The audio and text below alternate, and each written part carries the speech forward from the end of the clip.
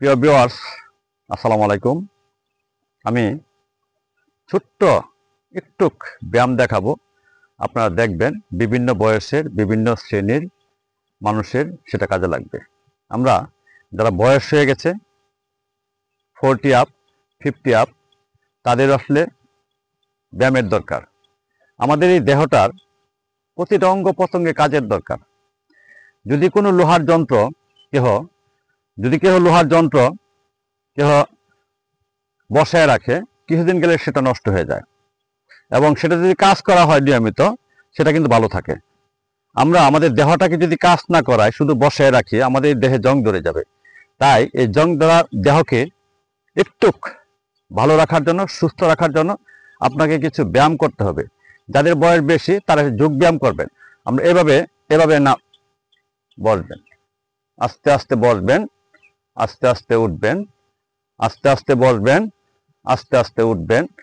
এভাবে যে যতটুকু পারেন আপনারা এই ব্যায়ামটা করবেন। আমাদের শরীরের যে মাংসপেশিগুলি আছে এগুলি ভালো থাকবে, এবং শরীরের যে শিরা উপশিরাগুলো আছে সেগুলি ভালো থাকবে। আবার যাদের বয়স কম আছে, ইয়ং, যাদের বয়স 10, 11, 12, 14, 15, 20, 25 এর মধ্যে, তারা একটু যদি জগিং করি আমরা, যে তারা হালকা জগিং করে তারপরে যদি আমরা একটু ওয়ার্ম আপ করে নিই, এবং সেই ওয়ার্ম আপের পরে যদি ব্যায়ামগুলি করি, তাহলে আমাদের শরীরে মাসল পুল যে শব্দটা সেটা হবে না।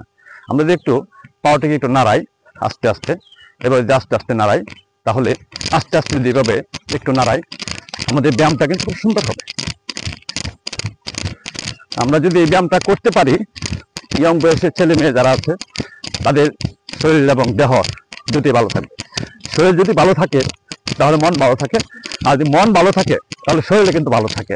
শরীর যদি ভালো না থাকে মনও ভালো থাকে না, আর মন যদি ভালো না থাকে তাহলে শরীরে ভালো থাকে না। তারপর একটু রিল্যাক্স নেবেন, দম নেবেন, একটু দম নেবেন।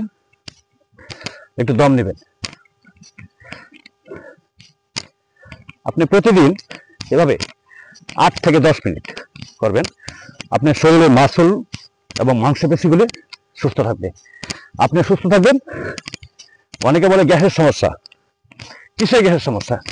আমরা আমাদের দেহকে কাজ দিতে পারি না, তা আমাদের গ্যাসের সমস্যা।